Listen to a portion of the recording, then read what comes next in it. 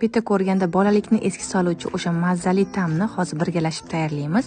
Iliq sutimizga iliq suvni qo'shib aralashtiramiz va ustidan yog', shakar, dro'ja va hammasini yana bir marta aralashtirib olamiz. Ikkita tuxumni oqi, chimdim tuz yana aralashtiramiz va 5 yulduz unlarini solib, yumshoqqina xamirni qorib olamiz. Oshirishga olib qo'yamiz. Oshgan xamirimizni bo'laklarga bo'lamiz. Dumaloq shaklni berib, ketma-ketlikda yoyib chiqamiz. Xuddi videoda ko'rsatilgandek qilib qo'lim bilan yoyib oldim. Orasiga shunaqangi margarinni surtib olamiz 72% dan. Hammasi ketma-ket ustma-ust ketadi.